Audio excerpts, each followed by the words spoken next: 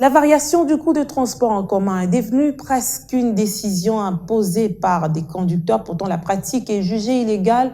Elle est aussi décriée par de nombreux usagers. Sous prétexte des embouteillages, coûts de carburant et per diem, les chauffeurs et receveurs varient le prix de la course selon les heures des pointes.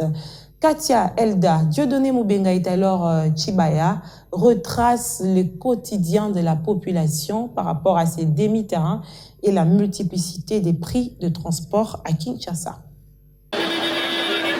Des bousculades à l'entrée d'un bus et le receveur impose sa loi.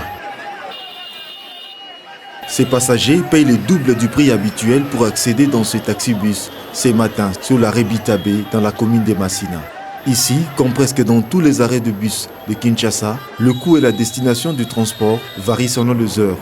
Le conducteur font soit le demi-terrain, soit font payer le double ou le triple du même trajet. C'est presque chaque jour je viens de payer 1000 francs. Pourtant, de Gambela à Pascal ou de Zando à Pascal, le coût de la course est fixé à 500 francs. On ne comprend pas pourquoi cette variation de 500 francs à 1000 francs. On ne sait jusqu'à quand la situation va perdurer dans ces pays. Même les étudiants dont les institutions sont vers le centre-ville, on paye le frais. À ce matin, je dirais, j'en ai fait déjà 3 déjà.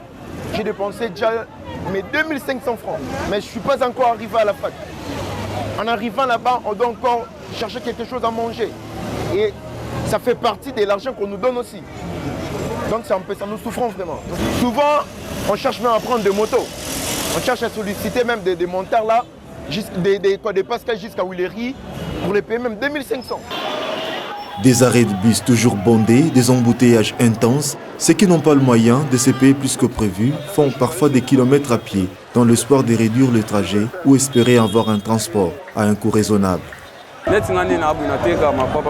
Je suis vendeur de babouches au marché de Zando. En partant, je paye 500 francs, mais en rentrant, il me faut 1000 francs, voire 1500 francs. À 16 heures, ils nous font payer 1000 francs, mais la journée, c'est à 500 francs. Il faut que les choses changent, que le gouvernement s'implique pour que le prix de transport redevienne stable comme avant. Les receveurs ne sont pas à court d'arguments. Pour eux, il faut jongler entre le trajet à atteindre avec les embouteillages interminables, le coût du carburant, le versement, mais aussi leur propre per diem. Conducteurs et receveurs justifient leur versatilité. De Kingasani au rond-point Victoire, c'est un long trajet.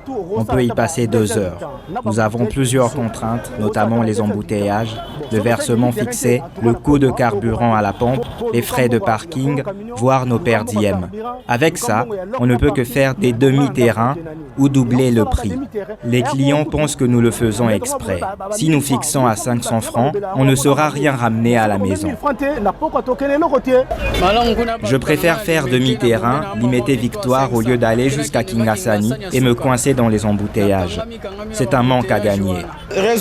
Ce sont les embouteillages monstres de Kinshasa qui entraînent la consommation excessive de carburant. Voilà la raison de cette variation des prix. De la Tchangou à Victoire, en passant par Rond-Point-Gaba, Kintambo Magasin, au centre-ville, ma liste ne saurait être exhaustive. Le coût et le trajet du transport sont dictés par le principe de l'offre et de la demande. Vers 13h et 14h, le prix est maintenu à 500 francs. Mais le matin et le soir, nous profitons de l'afflux de la population sur les arrêts pour augmenter le prix, comme bon nous semble. Situation similaire, voire exagérée, chez les motocyclistes. Nous, les taxis-motos, nous ne sommes pas concernés par cette fixation de prix de transport, car nous roulons selon les trajets et fixons le prix selon notre appréciation. C'est ainsi que nos prix varient, soit 2000, 3000 francs ou 1500, voire encore 500 francs. Mais ce n'est pas le cas des taxis et des taxibus où le prix est fixé.